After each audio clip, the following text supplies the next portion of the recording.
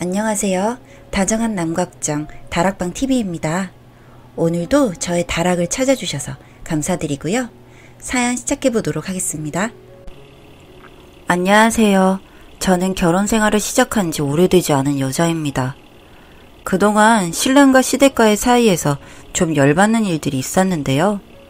나름 제 방식대로 해결해 나가고 있어 그 이야기를 해보고 싶어 글을 적게 되었습니다.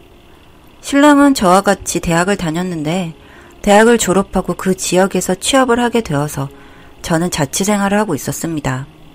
대학교 동기였던 신랑은 졸업 이후에도 자주 연락을 하고 지내다가 제가 전 남자친구와 실연의 아픔을 겪고 있을 때 곁에서 위로를 해주며 연인관계로 발전하게 되었어요. 저희 신랑은 좀 감성적인 편이다 보니 다른 남자들과는 달리 여자의 마음을 잘 이해해주는 편이었습니다. 제가 생리를 하거나 컨디션이 안 좋을 때면 약을 사주기보다는 그럴 때 좋다며 캐모마일티를 사주거나 달달한 초코를 선물해주던 사람이었어요. 그리고 아무 기념일도 아닌 날에 소소한 이벤트나 손편지를 주던 사람이었습니다. 신랑은 부모님과 고등학생인 여동생이 한 명 있었는데 어머니랑 여동생이 사이가 좋고 여자가 많은 집이다 보니 성격이 자연히 변한 것 같다고 했어요. 그렇게 저는 신랑과 2년간의 연애를 끝으로 결혼을 하게 되었습니다.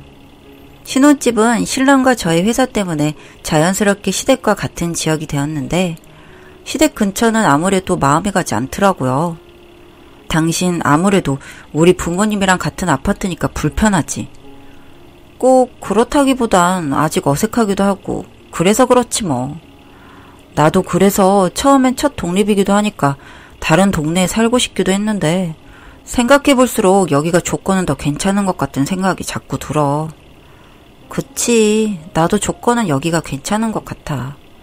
나야 차가 있는데 당신은 버스 타고 다녀서 자주 피곤한데 회사랑 가까워지니까 지금 자취방보다 출근 시간은 30분 이상 줄어들기도 하고 이 집이 최근에 리모델링을 해서 안에는 새 것 같다고 하더라고.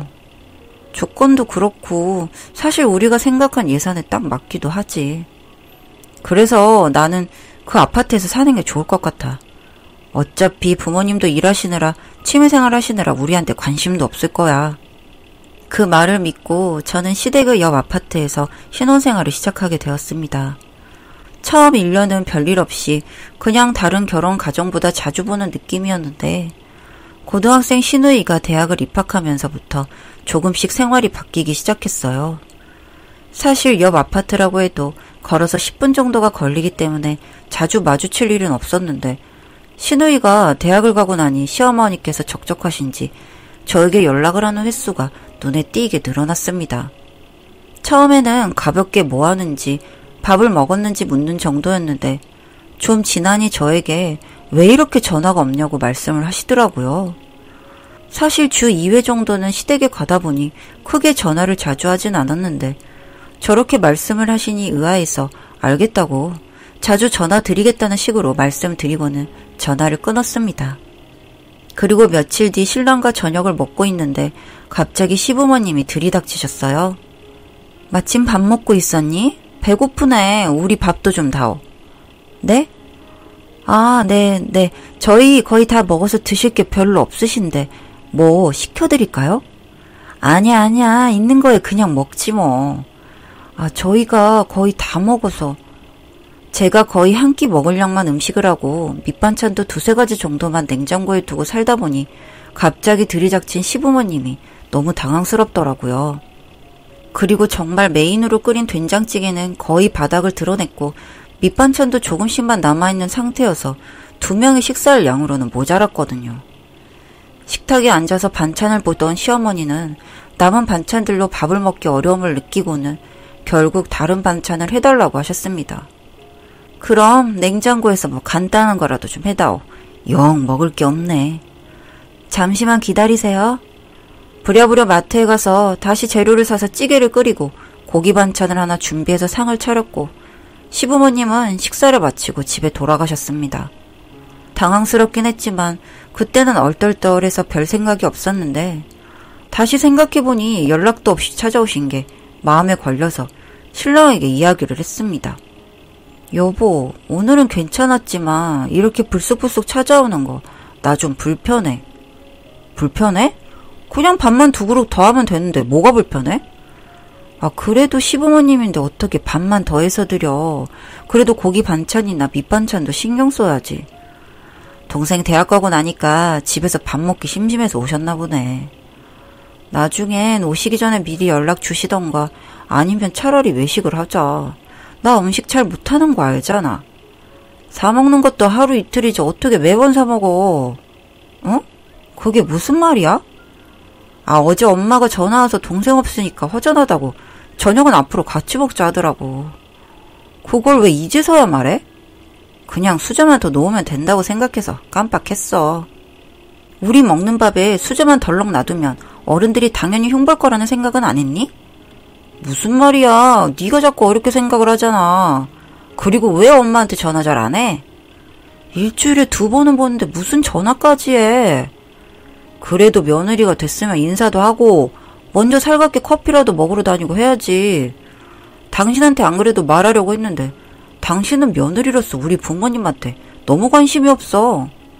그래도 매일 한 번씩은 전화도 드리고 제철 음식 있으면 챙겨드리고 해야지. 꼭 내가 하나씩 말을 해야 하더라. 사실 저는 친정이 멀지만 시댁이 가깝다 보니 이것저것 시댁에 자주 챙기기도 했고, 신랑이 근무가 바쁠 때면 시어머니나 아버님을 모시고 은행 업무나 병원을 함께 다니기도 하면서 저도 모르는 사이 흔히들 말하는 대리효도를 많이 했었습니다. 그런데 신랑이 저렇게 말을 하니 그제서야 내가 바보짓을 하고 있었다는 생각이 번쩍 들었어요. 그러는 당신은 왜 우리 집에 전화 안 해? 하루에 한 번씩 해? 우리 가족들한테 제철 음식은 개뿔, 생일날 전화나 문자나라도 보낸 적 있어? 아, 이게 말로만 듣던 대리효도구나. 너 이러려고 나랑 결혼했지? 무슨 말을 그렇게 해. 일이 바빠서 장모님께 연락 잘 못 드린 거지. 나도 당신이랑 똑같이 일해. 심지어 차도 없어서 출퇴근 시간도 훨씬 긴데 누가 더 힘들다는 거야? 당신 왜 이렇게 흥분했어? 진정해. 제가 가만히 있다가 울분을 토해내니까 신랑도 당황한 건지 저를 다독거리다가 이내 나가버렸습니다. 그리고 몇 시간 뒤 시어머니에게 전화가 왔고 받지 않아도 신랑이 시댁에 가서 미주알 고주알 이야기를 했거니 했죠. 전화를 안 받고 있으니 새벽이 되어선 신랑이 들어왔고 저는 신랑을 무시한 채 다음날 출근을 했습니다. 점심시간이 되어서 시아버님께 전화가 와서 받으니 아니나 다를까 어제 일로 전화를 하신 거더라고요. 어제 땡땡이랑 싸웠니? 네? 어젯밤에 땡땡이가 와서 얘기하더라. 아, 그이가요? 여자 목소리가 담장 넘어서 좋을 게 없다. 땡땡이한테 사과하고 잘 지내봐. 그이가 왜 싸웠는지는 이야기 안 했나 보네요. 지금 대드는 거냐? 아버님께 드릴 말씀 없고 부부 사이 문제에 감나라 배나라 하지 않으셨으면 좋겠어요. 그리고 저는 전화를 끊고 친정엄마에게 세탁기를 선물해 줬습니다. 큰 이유는 없고 예전에 시댁에 냉장고를 바꿔줬던 기억이 나서 친정에 세탁기를 오래 쓴 것 같아서 새로 사드렸어요. 시댁에도 사줬으니 저희 집에도 해줘도 되는 거잖아요. 왜 그동안은 해드리고 싶었던 것도 참았던 건지 제 자신이 정말이지 바보 같더라고요. 신랑은 카드를 쓰자마자 전화가 와서는 이게 무슨 짓이냐고 하길래 앞으로 시댁에 하는 만큼 친정에 해줄 거라 하고 전화를 끊었습니다. 그리고 그동안 시어머니 생신이라고 사드린 금목걸이를 구매했습니다. 그 금목걸이 역시 친정엄마에게 선물했고요. 계속해서 날아오는 카드 결제 문자에 남편도 당황했는지 저에게 전화를 해서 또 한 번 난리였지만 저도 가만히 있지만은 않았습니다. 그리고 사실 똑같이 하는데 중요한 점은 똑같이 하기로 했기 때문에 더는 저도 시댁에 가지 않기로 했다는 점입니다. 며칠 밤낮을 신랑과 이 문제로 싸웠고 결국 신랑도 딱 하는 만큼 해주기로 했습니다. 제가 시댁 해주는 만큼 친정 해주기로 약속을 하고 보니 시댁 식구들과 밥을 한번 먹는 것도 시댁에 과일이라도 사가는 모든 걸 친정에도 해줘야 하니 자연스레 신랑도 시댁에 소홀해지게 되더라고요. 그렇게나 효도하고 싶어 안달이더니 지도 그만큼 해야 하니까 피곤해진 거죠. 그런데도 저희 엄마는 요즘 사이가 뭘 잘 챙겨줘서 좋아하는 모습을 보니 제가 그동안 정말 바보같이 살았다는 생각에 반성이 되더라고요. 내 부모님도 다 이렇게 해드리면 좋아하시는데 내 부모님이라고 괜찮으시겠거니 하고 말았던 제 자신을 정말 한 대 쳐주고 싶은 기분이었습니다. 시부모님은 아직도 저한테 서운한 게 많은지 간혹 밥을 먹으러 가거나 전화가 와서 잔소리를 하시지만 한 귀로 듣고 한 귀로 올리고 그날 저녁 신랑에게 가서 말을 하고 신랑이 시댁으로 도망치려 하면 저도 몇 날 며칠 친정에 가버리거나 친구 집에서 자고 들어가곤 했습니다. 뭐 누구는 외박할 줄 몰라서 안 하고 사는 줄 아는 건지 정말 어이가 없었는데 이렇게 몇 번을 반복하다 보니 제가 외박하는 꼴은 못 보겠는지 신랑도 그 이후로는 아무리 화가 나도 시댁으로 기어가진 않더라고요. 사실 시댁에 더 크게 엿을 먹이거나 이혼을 하고 싶었기는 하지만 센 척은 하고 싶지만 사실은 쫄보 같은 신랑을 볼 때마다 그래도 갱생의 여지가 있다 생각이 되기는 합니다. 그리고 이렇게 똑같이 해대니 시댁에서도 전처럼 말도 안 되는 짓을 하진 않으시더군요. 짧은 몇 년이었지만 시댁에 대리오더를 하고 있었던 게 억울하기도 하고 시댁과 큰 소리를 내야 한다면 꼭 계속 큰 소리를 내서 쟁취해야 한다는 걸 깨달았네요. 혹시 과거에 저처럼 살고 계신 분들이 있다면 꼭 바꾸세요. 제 이야기 봐주셔서 감사합니다.